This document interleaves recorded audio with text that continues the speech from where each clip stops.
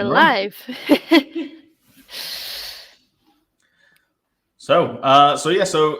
First time doing this, myself and Ale from E2E going to basically run through any questions people may have. Ale's already got a fair chunk of lists that people have already asked, or we've done some research on some top topics, and we'll be basically running through there and seeing how we can help anyone that might need some questions being answered. Pretty much open to any kind of question if you want some advice. Hey, Chris, and just give us a shout. Ale, do you want to talk about yourself first and what you do? I'm Ailey. I'm the social media and graphics manager of E2E Studios, and what I do is make sure that everything looks correct and is on brand for you guys. If you've got a social media strategy and you're not sure, you're running out of time and you're not sure what to do with it, come and talk to us because we will make the content for you, we'll schedule it, and we'll write the copy and get it all looked after for you. But our main focus is our websites and our software development, which Mike and Matt, the founders of E2E, are absolute magicians. And that leads us to our first question. What is your background, Mike? What's my background? Okay. So websites wasn't just my first background, although I did make my first website around about 15 for an online game I was playing at the time. Since then, I moved into the banking sector. I moved around a little bit in terms of some managerial roles, but I'm kind of really enjoyed when I was doing training of people was working on those processes to find out what the issues were and if they could be improved. That moved me into a more analytical role within the group. So I basically sat with teams, went through their processes to find out what could be done. And sometimes with my own coding background, I either made those solutions myself or I would compile the right actions to be taken for someone else to move that forward. I then moved into freelance web development and was picked up by a company that needed some support, and they took me on as a CTO. So I was running a few different people for that. And then finally, I decided to build E2E Studios with Matt, who I've known for many years. And then that's where we moved over with bringing on Ale maybe 5 months after we started. So that's a little bit about my background. So I've done university. I've got qualifications in various IT parts. But I just really like making processes and trying to fix odd solutions. Brilliant. So that leads us to our next question quite nicely is, what is your process with all your years of experience, all of the different things that you can do? What is your process for building a website? Yeah, okay. So there's a few different types of websites we look at building. A lot of the time, we are brought forward with a pitch or an idea or some kind of concept piece about what some people are looking for. And I'll touch on that in a little bit as well. But sometimes we end up getting a company contact us that know they've got issues but aren't aware of what that problem might be. What we would then do is either schedule calls or we'd just visit them face to face, run through the process with them to find out what those pain points might be or identify some that could be improved. And then we would kind of build that picture about their requirements ourselves. After that part, we would then go through all of those parts, what we can actually, work on doing. Maybe we have some different recommendations that might be more useful or might be better for a long-term solution. And we'd kind of get to know their business model as well about actually what is their main goals out of this and is this fit for purpose. Then we would have the fun time of getting to actual work and start doing the coding, start preparing it. We usually spin up something like a development server and we would share that with the client. And then while we're running through it, they can then add in any adjustments that need to be made in terms of that. So there's a fair chunk of back and forth with testing, particularly a lot of the systems that we build are fairly complicated. They may be online calculators, they may be payment gateways, and a lot of the time there could be high risk if something doesn't doesn't go according to plan. So a huge chunk of time is within testing internally and also externally with the client or potentially some of their customers for like beta testing. And then the main part after that would be moving it into a live environment. And then there often is times for odd fixes here and there. Most of that should have been picked up within the testing phase, but we go live when then we basically support them if there's any ongoing issues that they get for quite some time. Brilliant. And in your processes, what kind of languages do you look at? What coding languages do you guys use Coding mostly? languages, fair chunk. So some of them, the base languages would be things like HTML, which is your kind of standardized website language. The one after that would be things like CSS, which is kind of your design, your JavaScript, or a multitude of JavaScript libraries like jQuery or else like that, which kind of do some front-end functional elements. We use PHP, quite a lot of it, which is most of our back-end parts. But we use quite a lot of frameworks that help support that. So that would be things like Laravel frameworks, or if we use things like Node or Vue.js to do kind of back-end elements through JavaScript. And then probably on top of that, we utilize quite a lot of SQL, which is kind of database language to go back and forth with data. And then not really a language per se, but a huge amount of work that goes into API management. So that's the kind of us telling one service something or them sending us something else. So a nice key example would be something like Facebook. There's a lot of APIs within Facebook where you can send a message through a system and it goes to Facebook. That's basically what an API is. Yeah. And do you have a preferred language? What's the one that you have most fun with? Most fun with? Oh, I don't think I've ever thought about that question. Most fun with one. I wouldn't say it was particularly the most fun sometimes, but one which just keeps getting stronger and stronger is CSS, which is the design one. And hey, Marky. And the reason for the CSS being there is, although it is design, it is now allowing a lot of functionality to be done without doing things like what JavaScript would have been forced to do beforehand. So that would be things like animations, that would be like cropping things. You can do so many weird and crazy things with images without you having to manually adjust those images. Things like grayscaling images if you need them to, or on hover effects or on focus effects. All those things are done within CSS. And they could do some really, really cool stuff now to make a website kind of not just look plain. It gives a bit more sustenance into it. Yeah. And I think that's one that's I'm enjoying quite a lot, only because it keeps changing and they keep doing updates to it. So there's a lot to carry on with trying and see how it works. Yeah, and I would say the CSS helps a lot with the design elements as well. I know there's many times I've designed something and sent it to you and you're like, what the heck? And then next thing I know, you've done magic in CSS and it's all working. Yeah, you can do a lot of things with CSS without having to write code. It's brilliant. Yeah. So another thing that we've been kind of doing lately is we've had people come to us with a website that they've got, but they've asked us to audit it and figure out what's going on with it. That question that we always get is, what are the bad points in a website that you're looking for? Okay, it is a very, very loaded question. There is a lot of things that we look for a website. Some of it depends on the type of industry someone's working in. If we think of from a web design route, we would probably look at how it functionally feels and looks and plays.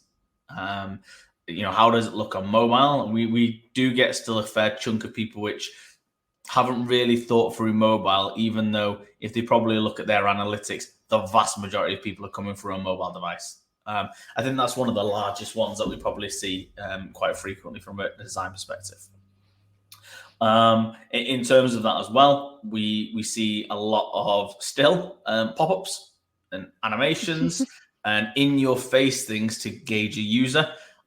It sounds brilliant. It sounds great. No one likes it.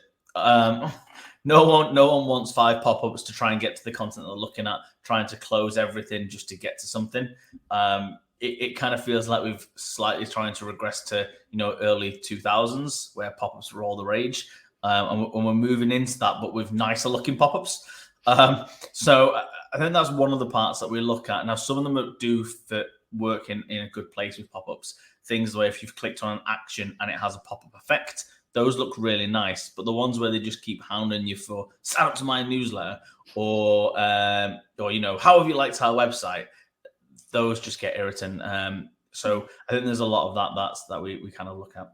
Yeah, I think one of the worst pop-ups we came across was every time you clicked on a page, the pop-up appeared before you could do anything else. Yeah, and we've seen that quite a lot with cookie pop-ups actually, where they've not been done correctly, and you accept the cookies, and then when you go to the next page, it asks you again. I'm like, I already accepted you. Just like, it's fine.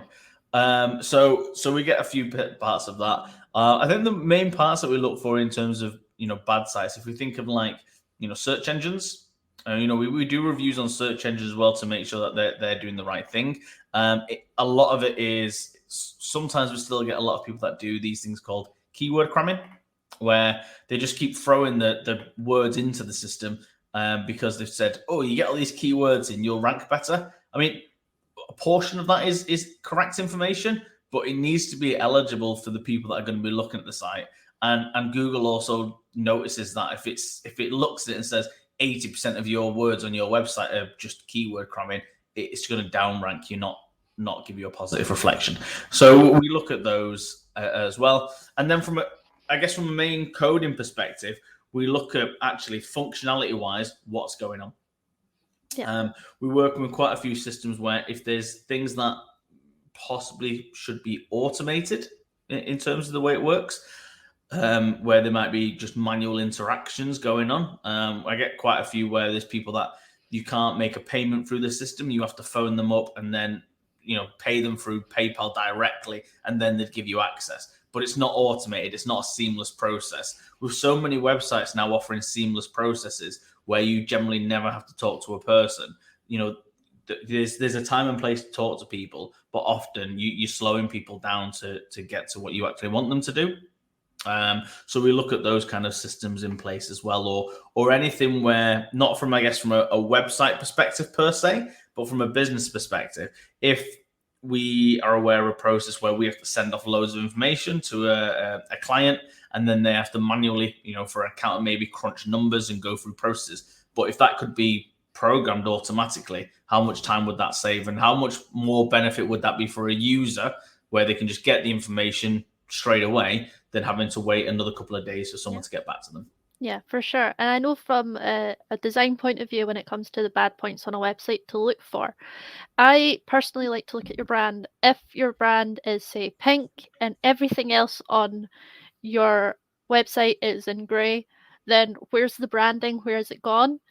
You can do little elements like having one letter, the color of your brand at the start of a sentence, and it can look really, really nice.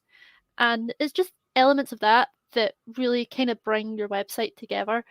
Yeah. Your website isn't just there to guide traffic. It's there to show off what you do, show your personality and why your business is different.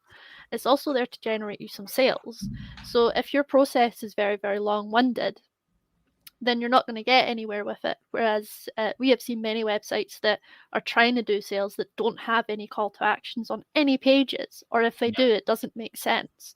So this is where you have the difference between a designer and a developer. A designer looks at the brand, maybe looks at how it feels, whereas a developer's like, this is how we're going to make it work. And there is the really nice crossover in that both of us look at processes and how we can make it easier for you as the business person as well as the user.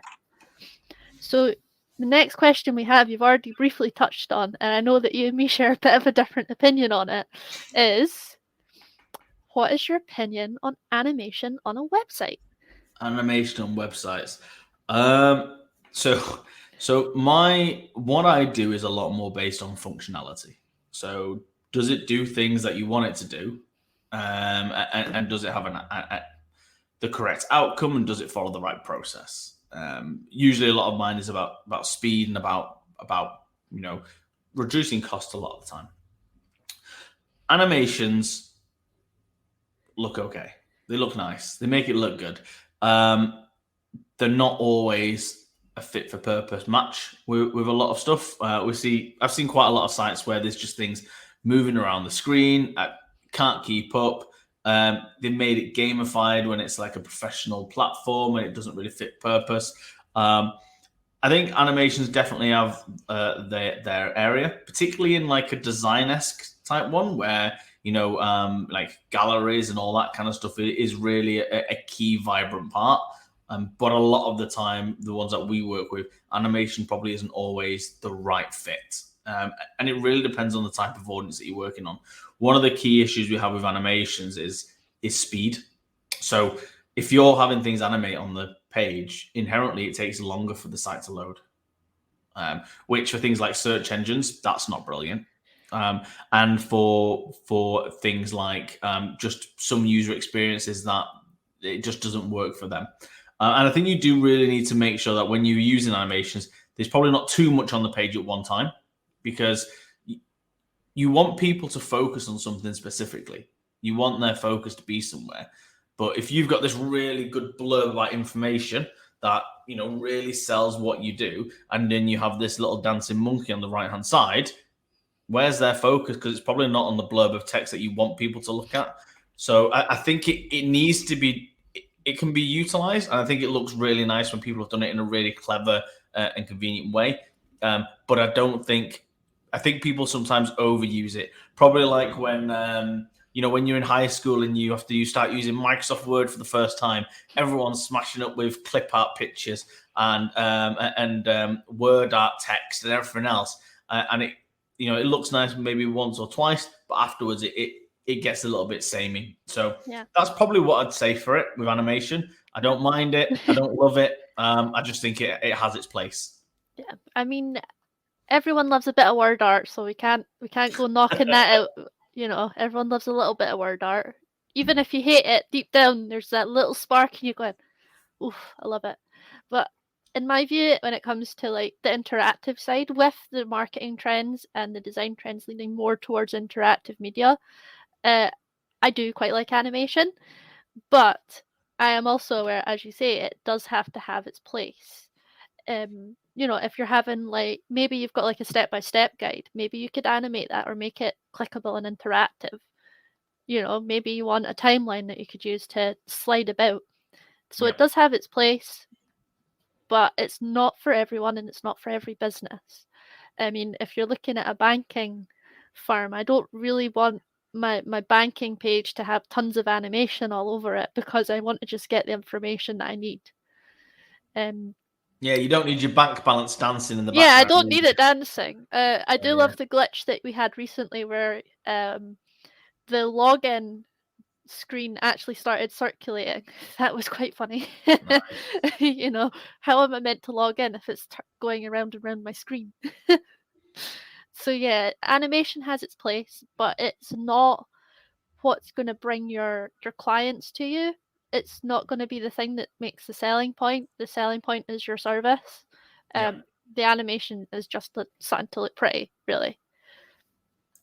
Yeah, I get you. So if we remove the animation and we remove all these other little bits, how do you stop a website from being boring? I probably wouldn't say that was my area of expertise. I say we work really well on functionality. So I think what we generally do is make things that have an impact on a person's needs at that given time. And a lot of the time, I think people do like a nice, pretty website, but they come for the functionality or the content more than anything else. The animation keeps them there often, and it makes them, a bit more warm to the site. But we work more on the development parts of it. This is probably one of the main reasons why we ended up bringing someone in like Ale, because Matt and I are definitely developers. We build pretty much functional websites that do the right actions, but I wouldn't always say they look, the prettiest after we've done with it. It's why we do pair up quite a lot with sometimes UX developers separately, who might already come to us with an idea and they give us a concept piece of what they want it to look like. And, I can make it look like something. I just wouldn't have the original design thought to do that.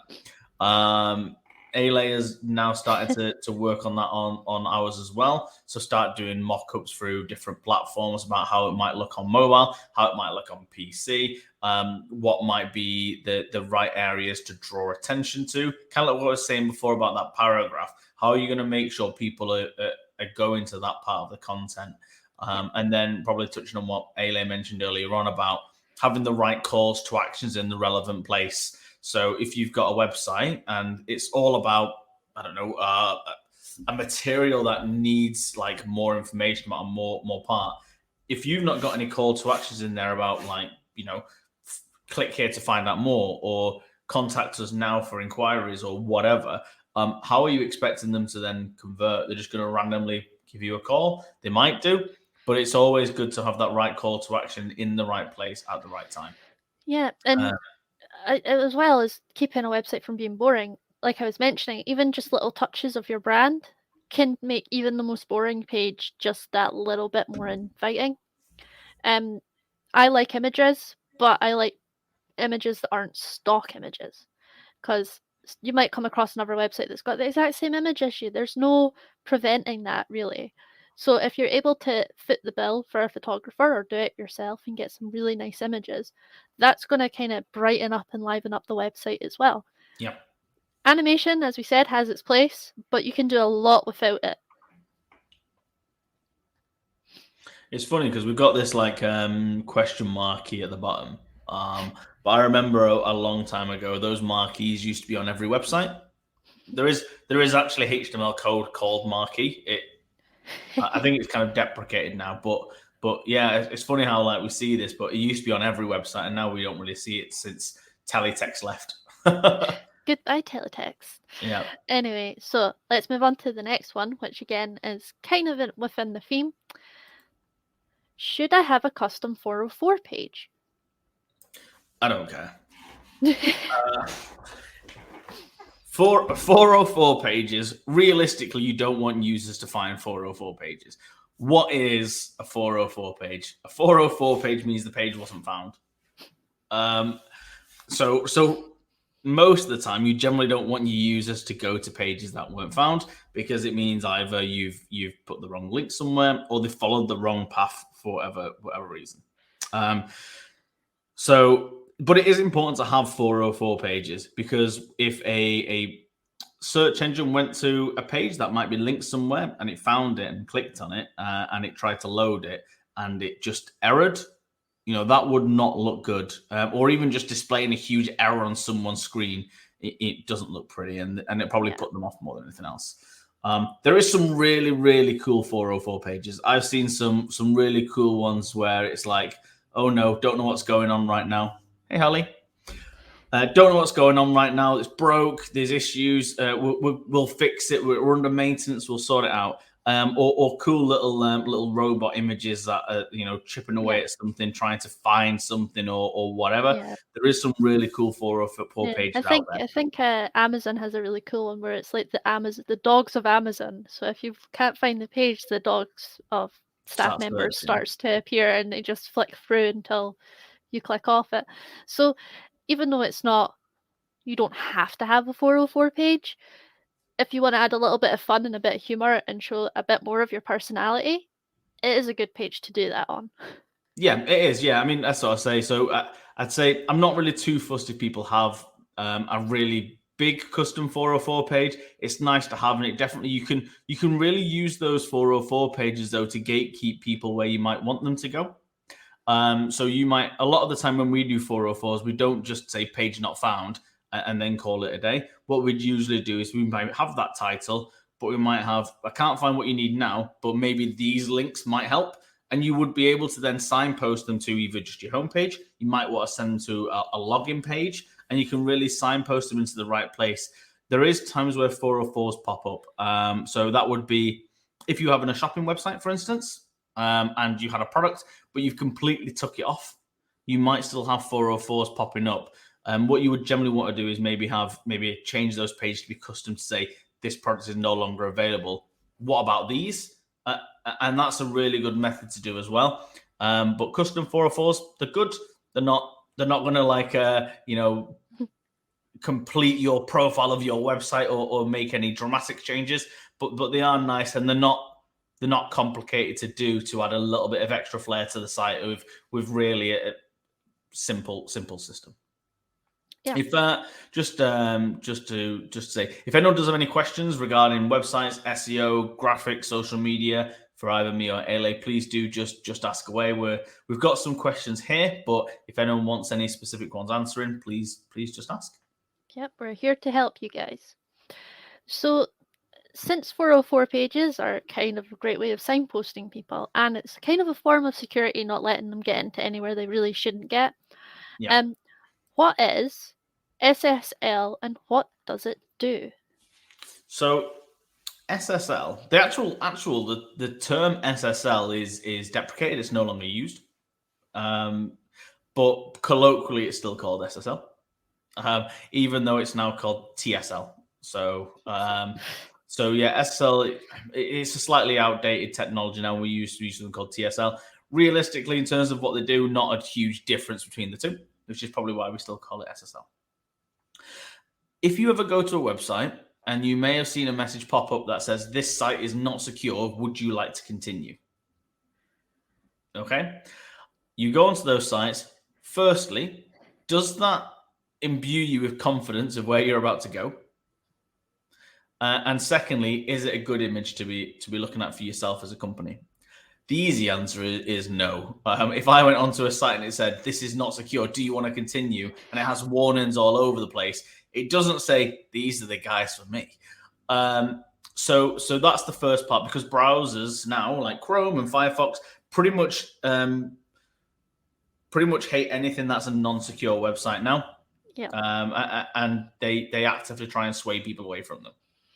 Yeah, that's why if you want to if you want to progress, there's tiny little button at the bottom of the page that you can progress to the website, because they don't want you on it. No, yeah, it is tiny. I mean, sometimes you have to like click read more and then click it. It's not even just available straight away.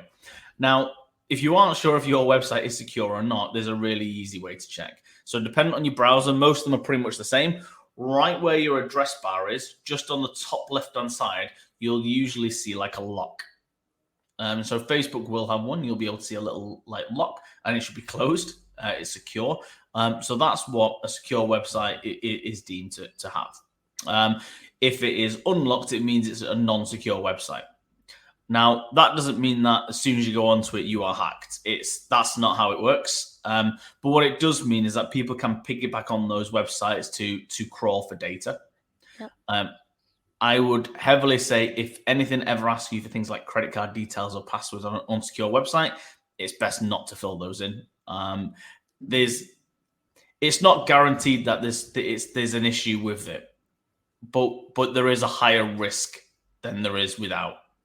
But I would still do due diligence. So that secure tag does not mean that this website is protected in any way for you or your rights or the business that you select with them. If you can get a secure tag pretty easily. So if you have one and then you buy something from them, it doesn't mean you're protected. It just means that your data being passed to that server is encrypted. What that company does with that data is a completely different story. So do make sure you do your research before utilizing websites. Anyway, that security is just more about the data that you're transmitting to that website. Yeah. And if you click on any of them, it tells you who secures theirs as well. So whether they secure it themselves or they're secured by a third-party company. Some third-party companies give a lot more additional security. And they also give some guarantees about the people that you'll be working with to say that these are genuine people that you're working with. Yeah. But yeah. The website should also have at the bottom terms and conditions and privacy policies. It's kind of just, if they don't have it, watch out, because you don't know what they're doing with your data. Terms and conditions and privacy policies should have it lined out exactly what happens if you use their website. Yeah, I mean that kind even of though no one GDPR elements as well.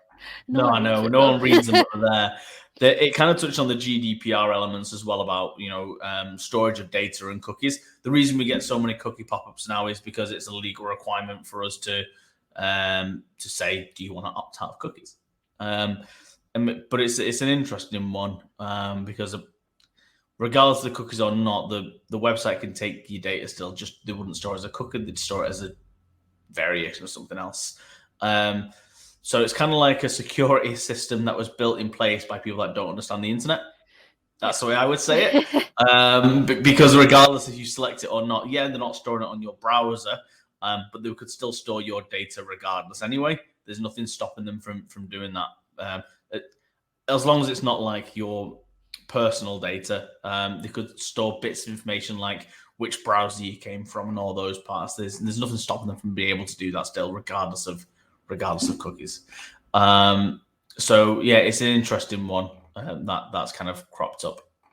Yeah. The whole SSL part, definitely get your site protected.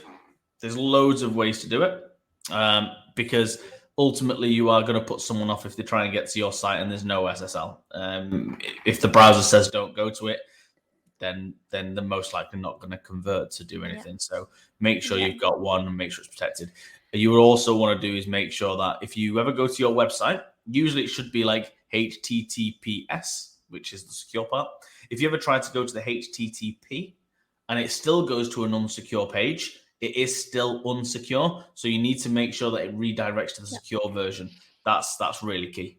Yeah, and you'll find as antivirus softwares and things have progressed along with the technology, you will see in search bars, if you're using a protected search, that there will be green ticks on sites that are deemed secure.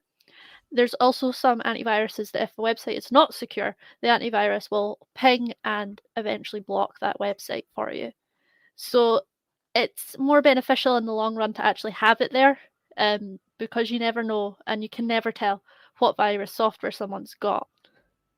Yep. So go out, get your SSL and don't prevent traffic coming to you because that's the worst thing you could do.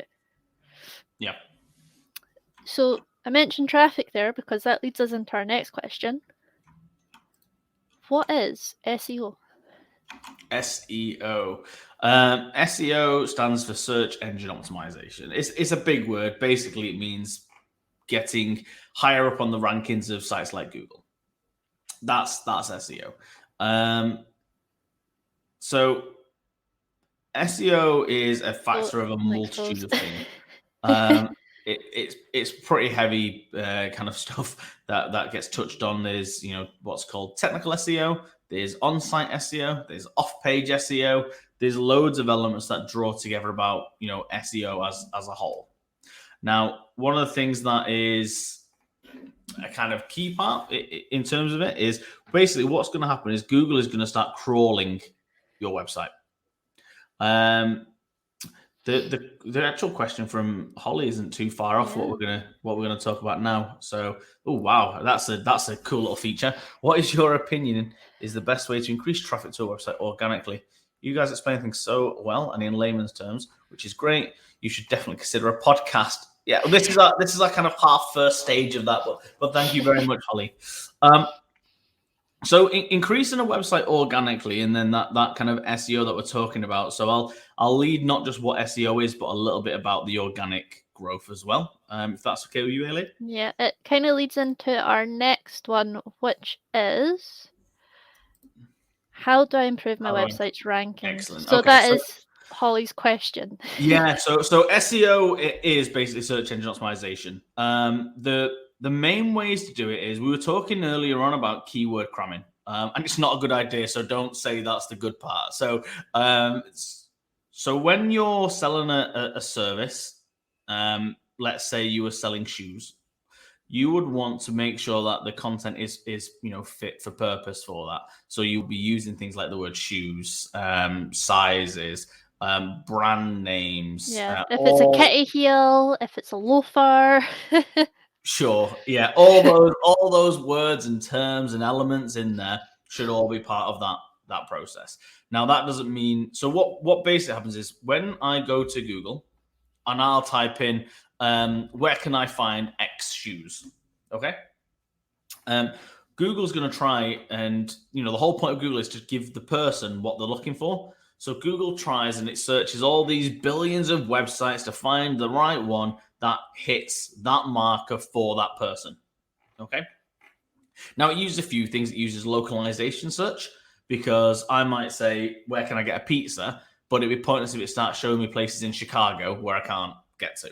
So it looks at your location. Okay. It'll also look at who is selling pizza, not just like how to make pizza sometimes. So just because you've got a recipe about pizza, that's not where you can get a pizza. So it's using the right terminology. Now it does that in a couple of ways. It crawls the website and it finds if you've got those questions and they're being answered in there, or if you are set as a different type of business type on Google. That's where things like Google My Business comes into play. Yeah. If we talk about the three main key parts is one, technical SEO. So that is the website coded correctly? Does it work on mobile and PC? Is it fast enough to cope with demand? Is it easy to navigate? Is there enough content on the website? If there's not enough content on the website, so if you just have a few pictures and that's pretty much it on the website, Google's just going to go, well, I'm not sending people there. They're most likely not going to get the information that they need. Okay. So those are the really key parts in terms of the technical part. The on-site SEO touches still back on that content, but it is pretty much all about content. It's all about, are you fitting the bill for what people do? Now, those are really key, and why a lot of websites use things like blog posts, why they have things like FAQs, why they have things like case studies and service pages. Okay, they're not just to convert, they're also to give context and content about what your company or what your website offers to that person. So if you've got questions in there about, like if we use our example of our website about like custom website solutions or coding or SEO, if I type in like, what does an SEO consultant do? Or what does an SEO specialist do?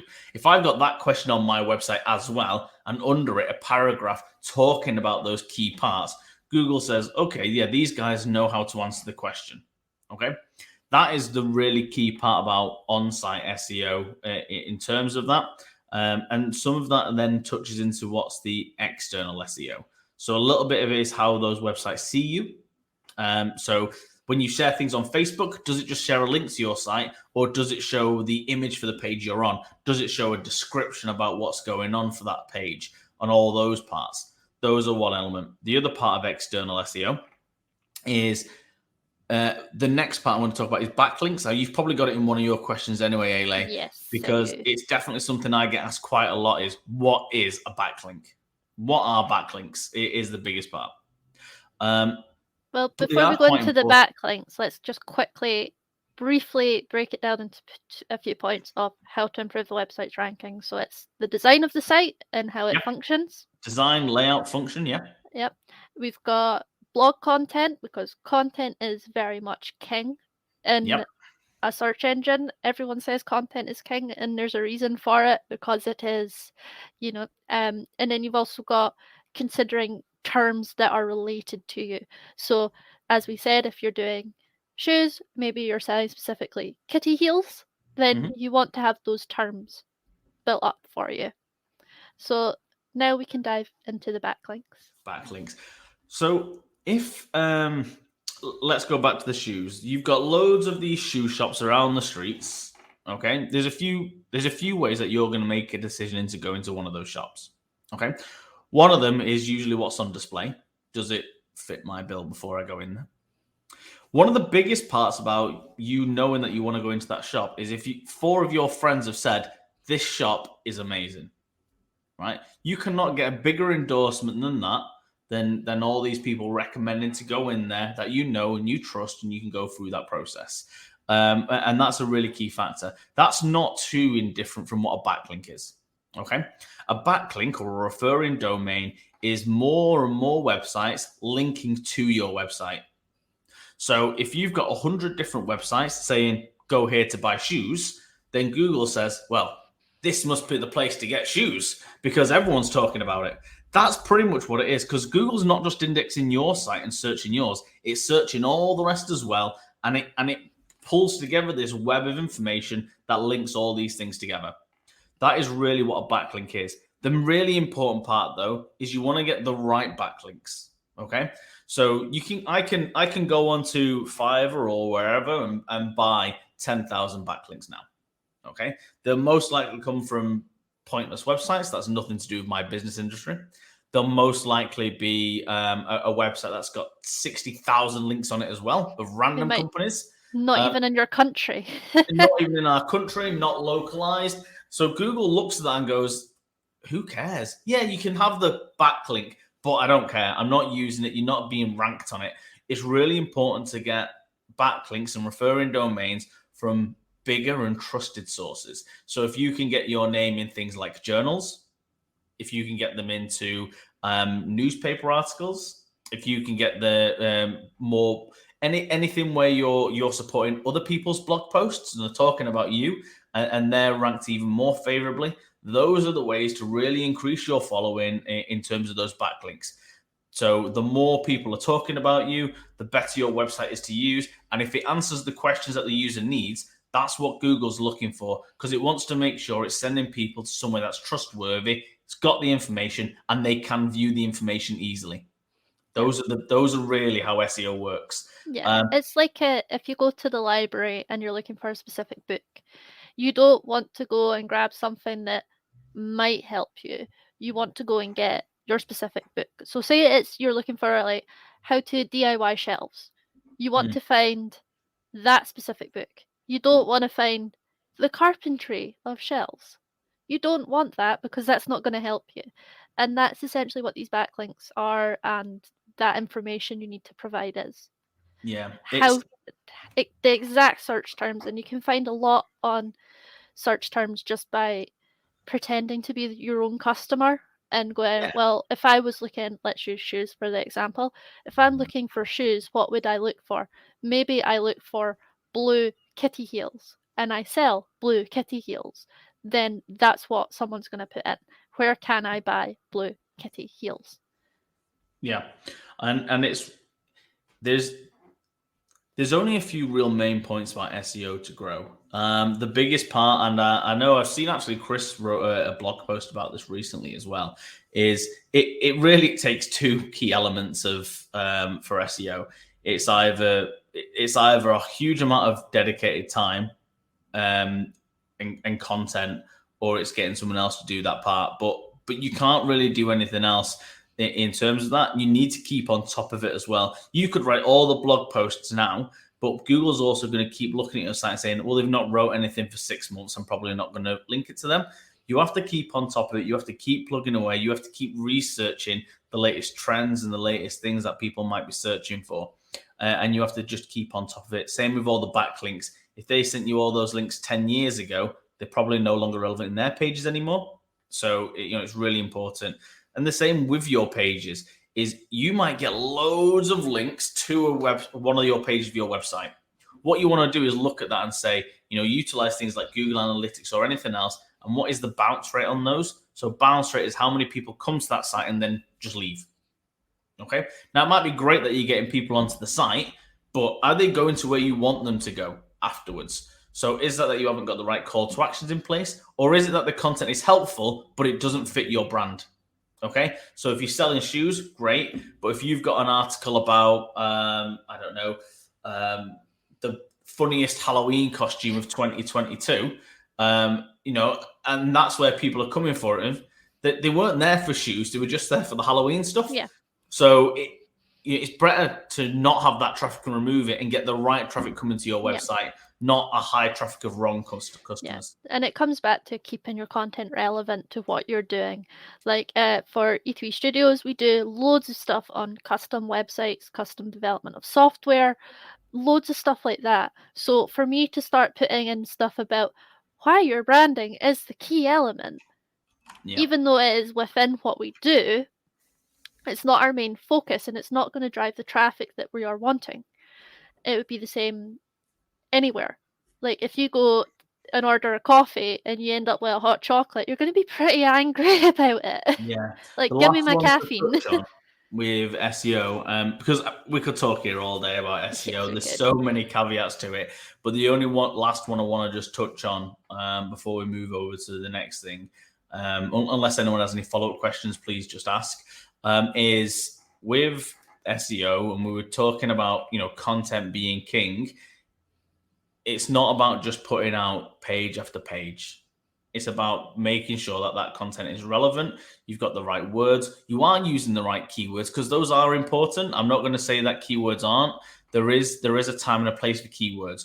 But if you've got the right information being delivered, so you've got the right headings, you've got the right answers, you've got the right content, it is also legible, because ultimately it's not just the search engine that's reading it, it's your potential users. So if you just keep throwing keywords in there about shoes and boots and sizes, and just throwing keywords in there, but there's no content and context to it, you're not going to convert anyone anyway.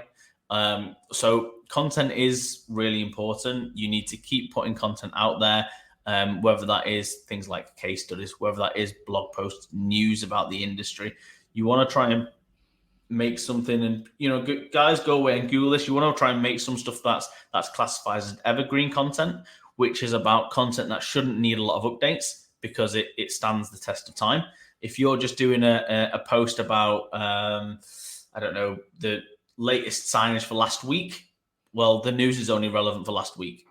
It's going to be out of date. So you want to try and get like really strong stuff that shouldn't need too many adjustments going forward, and that you can keep on top of and update, and you keep bringing those people in and converting it. You might even want to look at some of those sites that are the pages on your site that are still bringing in traffic, and maybe look at updating it, not writing a whole new post, updating to make it more relevant. So for those new people coming in, they are still hitting the right action points. And you need to remember that you're not writing for you, you are writing for your audience. So if you are selling shoes and you want to use all the technical terms in the world, I can guarantee you that your audience will not know any of that, and they just want to know how the shoe fits. Yeah.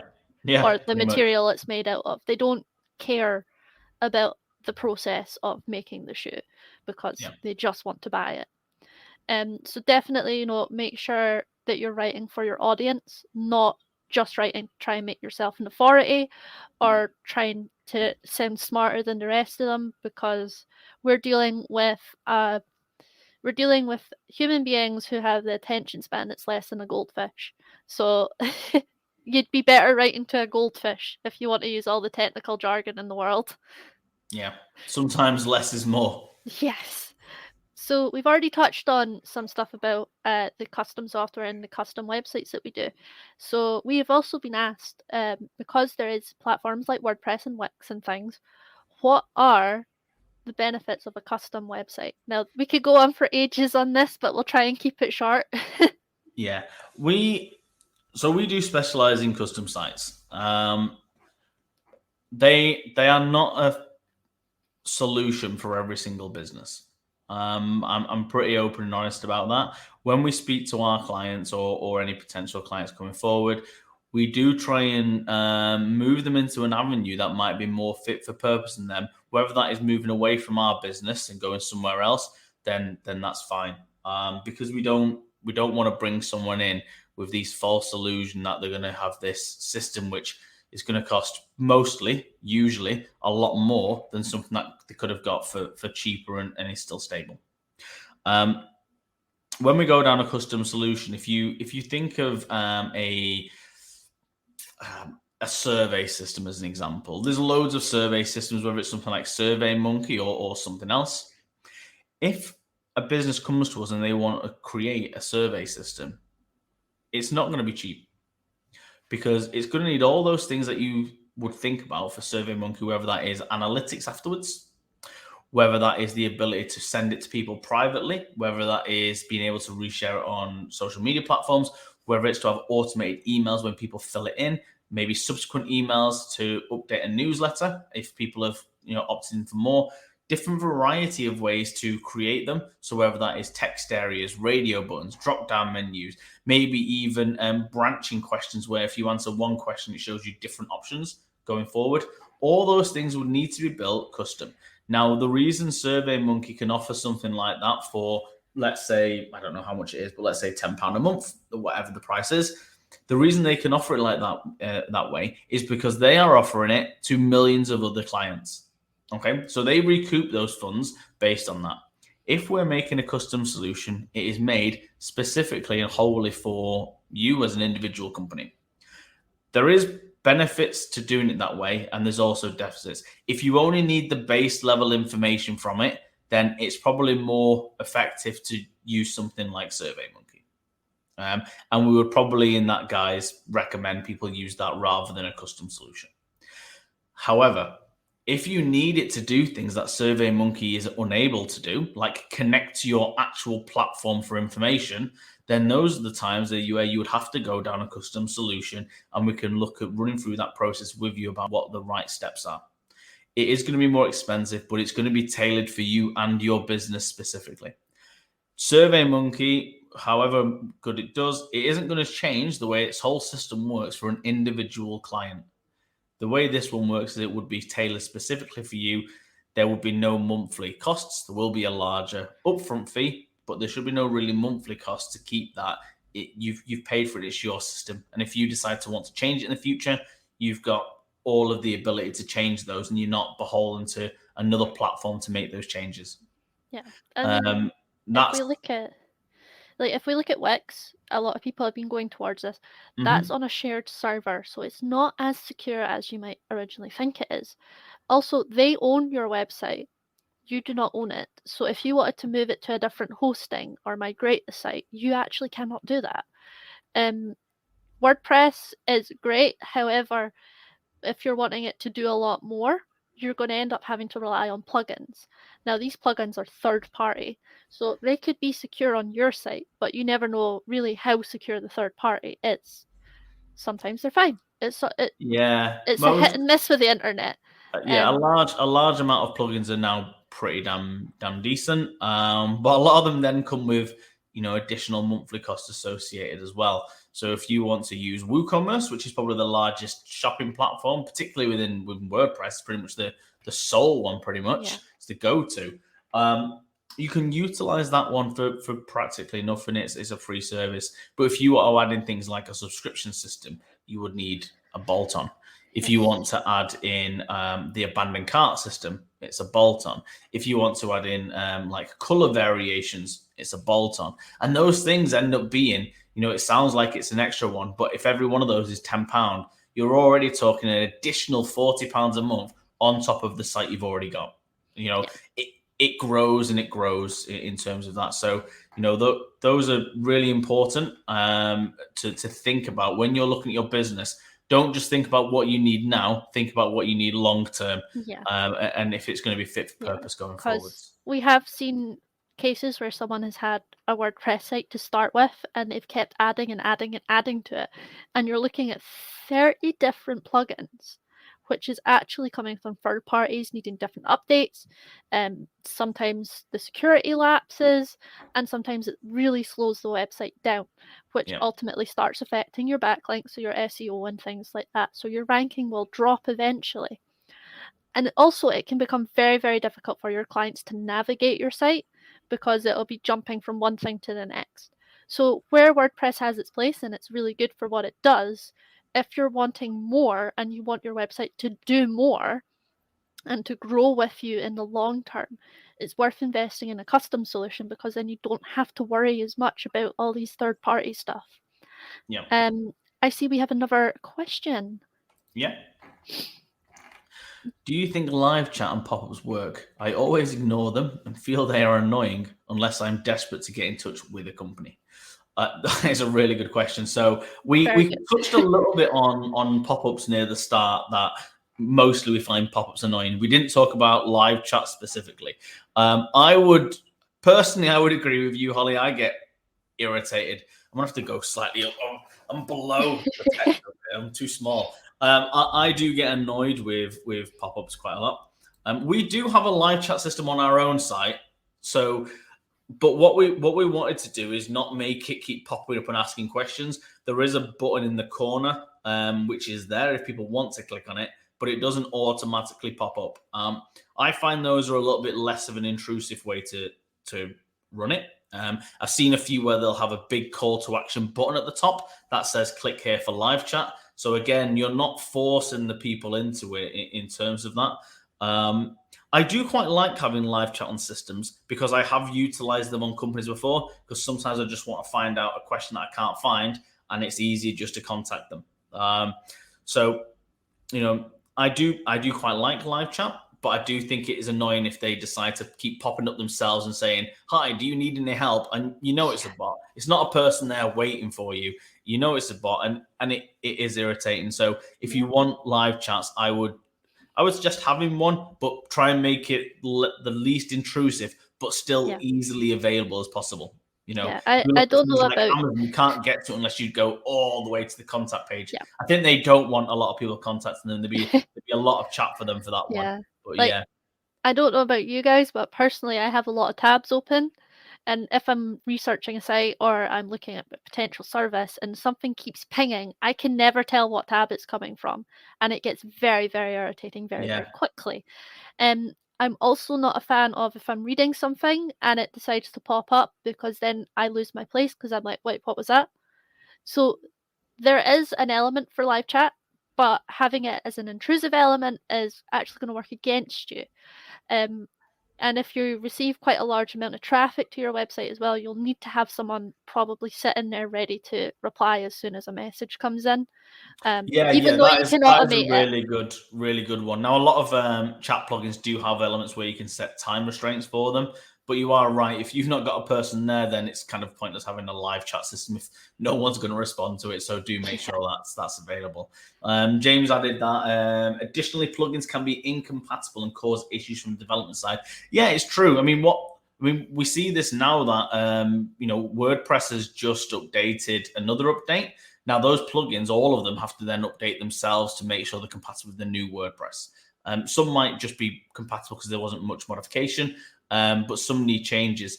And you are beholden to those third parties. So if they don't update them, is your system now no longer going to work? Those are things to be mindful of. We are closing now to our 12 o'clock timer. So we're just running this for a bit of a power hour. We are planning to run this each week at the same time. So if there's any other questions and if you really need to know, please just contact us direct. But if you want to wait and then just ask some more questions or have a play about some of the stuff that we've discussed today, and then maybe next week you might want some follow-up stuff. But we are planning to do this again next week at 11. We have a few more questions posed for those ones as well. But we are more than happy for any questions from yourselves. And remember, guys, E2E Studios, we are shaping the future of the internet and giving you as much control over your website and your business growth as possible. This could be a custom website, custom software, helping you automate processes. Maybe you need a bit of help with your brand. We're here to assist you. We're a small team of very dedicated and skilled people, and genuinely, we are a company that cares about how you guys progress. We've all been there. We've all been in a position where we're like, oh God, what do we do now? So we know where you're coming from. So feel free to get in touch with us. Right. Thanks, everyone. And we'll catch you again next week. Bye. Bye, all.